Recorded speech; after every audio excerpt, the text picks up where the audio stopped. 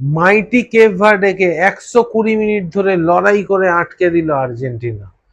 আর Argentina এই ম্যাচটি 3-2 গোলে জিতে গেলেও সারা বিশ্বে ফুটবল প্রেমীদের হৃদয় জিতে নিল ভজিনাদের দেশ কেপ ভার্ডে।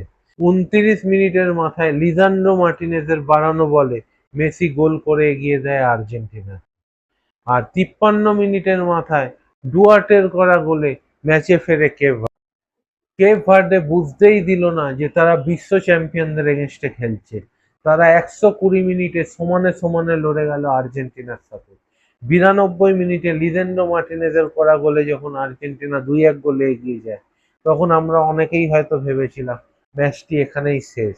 কিন্তু 103 মিনিটের মাথায় সিডনি লোপেস ক্যাব্রাল বিশ্বমানের গোল করে ম্যাচে ফেরালো কেপ ভার্ডেকে। আর এই গোলটি দেখে হয়তো মেসি নিজেও হাততালি দিয়েছিল মনে মনে। কিন্তু শেষ রক্ষা হলো না। 111 মিনিটের মাথায় ডিনির ওন গোলে ম্যাচ হেরে যায় কেপ ভার্ডে। কিন্তু কেপ ভার্ডে ম্যাচ হেরে গেলেও সারা ফুটবল বিশ্ব তাদের এবারের বিশ্বকাপের জার্নিকে মনে রাখবে। আর তারা এবারের বিশ্বকাপের জার্নিকে সেলুট করবে।